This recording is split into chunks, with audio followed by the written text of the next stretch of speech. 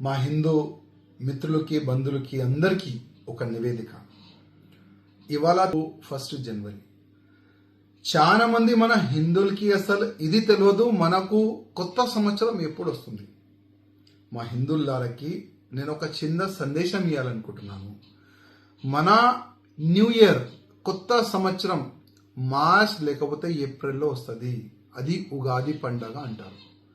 కానీ ఇవాళ మనం చూస్తున్నాం 31 డిసెంబర్ వస్తే చాలా మంది గోవా వెళ్ళిపోతారు, చాలా మంది ఆ క్లబ్కి వెళ్తారు, చాలా మంది బార్కి వెళ్ళిపోతారు, చాలా మంది బైక్ రేసింగ్కి వెళ్ళిపోతారు.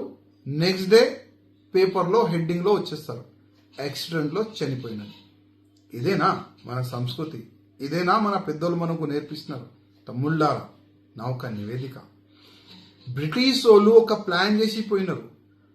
మనకు కొత్త సంవత్సరం 31 డిసెంబర్కే 1 జనవరికే మనకు సంవత్సరం వస్తుంది, కొత్త సంవత్సరం వస్తుందని వాళ్ళు ఒక ప్లాన్ చేసి పోయినారు.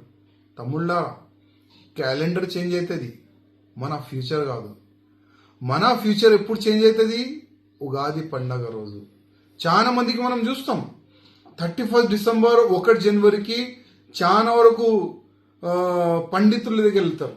అయ్యా కొత్త సంవత్సరం వచ్చింది, నా జాతకం చూడండి, నా ఫ్యూచర్ చూడండి అని చాలా వరకు వెళ్తారు. కానీ దాంట్లో ఏముండదు, ఏమి కూడా ఉండదు. అందుకోసం నా తమ్ముళ్ళారా, మీ జాతకంలో మార్పు ఎప్పుడు వస్తుంది? ఉగాది పండగ రోజు. ఉగాది పండగ రోజే కదా మనం చాలా పెద్ద పెద్ద ఫెస్టివల్, మనం పూజా కార్యక్రమాలు అన్ని విధాలుగా మనం చేసుకుంటాం.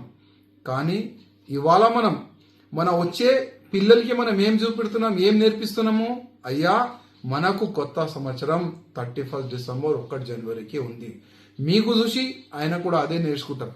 మళ్ళీ ఉగాది పండగ అయిందంటే జస్ట్ ఒక పండగ, ఆ విధంగా మన పిల్లలు కూడా నేర్చుకుంటారు. అందుకోసం నా హిందూ బంధువులకు రిక్వెస్ట్ చేస్తున్నా, 31 డిసెంబర్ 1 జనవరికి హిందువులకి కొత్త సంవత్సరం కాదు, హిందువులకి కొత్త సంవత్సరం ఉగాది పండగ.